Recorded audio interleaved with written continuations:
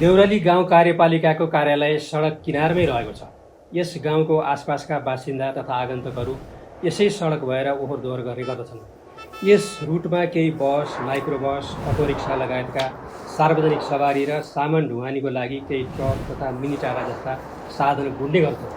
साथै केही निजी सवारी साधन र कहिलेकाहीँ ट्याक्सी पनि देखिन्छ। यस रुटमा दैनिक सरदर 150 जना मानिसहरू आवत जावत गर्दछन्। यो पक्की सडक बनेको करिब 5 वर्षदेखि भयो। हाल यस गाउँपालिकाको सबै वडा र केही बस्तीहरूमा समेत कच्ची मोटर बाटो पुगेको छ। ठाउँ ठाउँमा सानातिना बजार खुलेका छन्, जहाँ चिया, खाजा, बिस्कुट, चाउचाउ, सागसब्जी, फलफुल लगायत खाद्य सामग्री र लत्ता कपडा लगायत अन्य दैनिक आवश्यकताका सामानहरू पाइन्छन्। तर आजकल यस क्षेत्रमा जताततै पहिरो गएको, खेतबारी बाँझो रहेको, सडक छेउछाउमा प्लास्टिक, कागजका टुक्रा, थोत्रा थाङ्ना लुगा, खुला ढल लगायत अन्य विभिन्न किसिमका फोहोर मैला देखिन्छ। यो किन र कसरी भयो र यसको दीर्घकालीन समाधान के होला भनी पहिचान गर्न गाउँपालिका लागि परेको छ।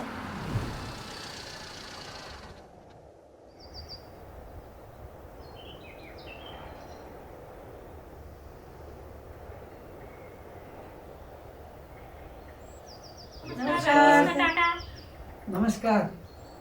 होइन, तिमीहरू कताबाट आउँदैछौ? झोला पनि बेग्लै किसिमको भेरेका छौ। के हो यो? हामी गाउँपालिका कार्यालय गएका थियौँ काका। सावित्री र सुकमाया पनि उतै गएका थियो? हो काका, हामी पनि उतै गाउँपालिका नै गएर आउँदैछौँ। हो काका, हामी पनि गाउँपालिका नै गएर आउँदैछौँ। किन गएका थियौ त? केही काम थियो? यो झोलामा के लेखेको छ? वातावरण मैत्री स्थानीय शासन लेखेको रहेछ काका। यो के हो?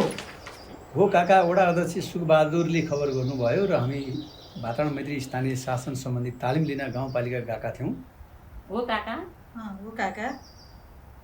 होइन, के रहेछ यो वातावरण मैत्री स्थानीय शासन भनेको? हामीले त अहिलेसम्म सुनेकै थिएनौँ। के रहेछ यो? हामी तपाईँहरूलाई सबै कुरा बुझाउँछौँ, एकछिन हाम्रो कुरा सुन्नुहोस् न त। बाटोमै उभिएर के कुरा गर्नु, कतै बसौँ न। यही चौतारामा बसेर कुरा गरौँ। ए सावित्री, ल तिमीले नि यसका बारेमा बताऊ। केही कुरा छुट्टीमा म र सुकुमायाले थपौँला। हस् दाइ, ल सबैले यतातिर ध्यान दिनुहोस् है। म गाउँपालिकामा भएका कुराहरू तपाईँलाई सुनाउँछु। आजकल हाम्रो खेतबारीमा जताततै पहिरो गएको छ, सडक छेउछाउ प्लास्टिक, पुराना कपडा फालिएको हुन्छ, खुला ढल गनाएर बस्न नसक्ने अवस्था छ।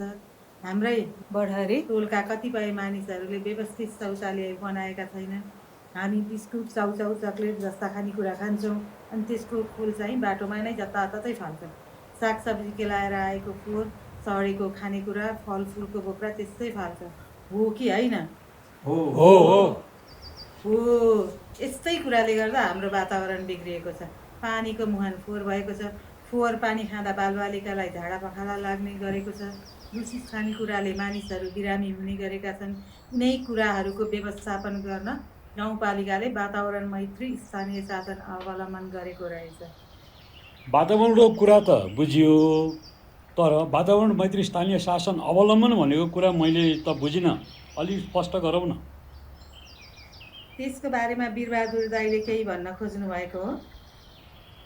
हो, नेपालका सबै गाउँपालिका तथा नगरपालिकाहरूलाई स्थानीय तह भनिँदो रहेछ।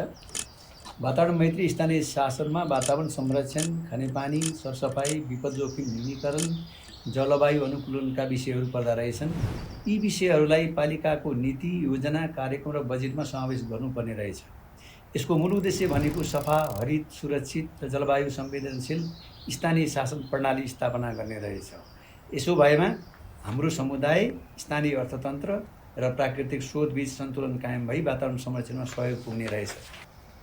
यति कुरा त बुझियो, तर यो गाउँपालिकाले यो काम कसरी गर्न सक्छ होला खै? यसबारेमा म केही भनौँ है। वातावरण मैत्री स्थानीय शासन अवलम्बन गरेको गाउँपालिकाले आफ्नो कार्यशैलीमा सुधार गर्दै वातावरणीय सन्तुलन कायम राख्ने काम गर्ने रहेछ। यस्तै प्राकृतिक स्रोतहरूको दिगो उपयोग, फोहोर व्यवस्थापन र प्रदूषण नियन्त्रणको काम पनि हुने रहेछ। अनि जलवायु परिवर्तनका नकारात्मक प्रभाव एवं विपद जोखिम कम गर्ने काममा आफूलाई सक्रिय बनाउने रहेछ। हाम्रो देउराली गाउँपालिकाले पनि यस्तै कामको थालनी गरेको रहेछ। हामी सबैले आफ्नो घरबाट फोहोर मैला व्यवस्थापन, सरसफाइ र स्वच्छता सम्बन्धी कामको थालनी गरेमा यो काम सम्भव हुन्छ। सुखमायाले भनेको कुरा पनि ठिकै हो। यति काम त हामी सबैले गर्न सक्छौँ, हो कि होइन? हो हामी पनि सक्छौँ। हो अर्को कुरा त भन्न बाँकी नै रह्यो। नेपाल सरकारले 2078 सालमा वातावरण मैत्री स्थानीय शासनको प्रारूप तयार गरेको रहेछ। त्यसमा विभिन्न सूचकहरू राखिएको रहेछ। यस्ता सूचकहरू पुरा गर्ने घर परिवार, टोल, वडा तथा स्थानीय तह र जिल्लालाई वातावरण मैत्री घोषणा गरी सम्मान गरिने रहेछ। सूचक भनेको के हो? घर परिवार तहमा पुरा गर्न सकिने सूचक के रहेछ त? त्यो पनि जान्न पाए हामीले पनि केही गर्न सकिन्थ्यो कि? सूचक भनेको हामीले गरेको कामको मापन गर्ने विधि हो। घर परिवार तहका आधारभूत सूचकमा स्वच्छ खानेपानीको पहुँच, शौचालयको उचित प्रयोग तथा व्यक्तिगत सरसफाइ सम्बन्धी कुरा रहेछ। यस्तै घरभित्रको फोहोरलाई सड्ने र नसड्ने वा प्राङ्गारिक र अप्राङ्गारिक गरी विभाजन गरी सड्नेलाई आफै वा समूह बनाई मल बनाउने र आफ्नो घर आँगन तथा बस्तीको बाटो नियमित रूपमा सफा गर्ने काम पनि सूचकमा रहेछ। यस्ता कामहरू त हामीले सहजै गर्न सक्छौँ नि, होइन? हो यस्ता काम हामी आफै गर्न सक्छौँ। अब आजैबाट हाम्रो घर परिवारलाई वातावरण मैत्री बनाउने कार्यमा जुट्छौँ। हामी गर्छौँ यो कुरा। हामी पनि गर्न सक्छौँ। हामी पनि गर्न सक्छौँ। हामी पनि गर्न सक्छौँ। हामी गर्न सक्छौँ। ल सबै मिलेर गरौँ है त। किन नसक्ने? मजाले गर्न सक्छौँ।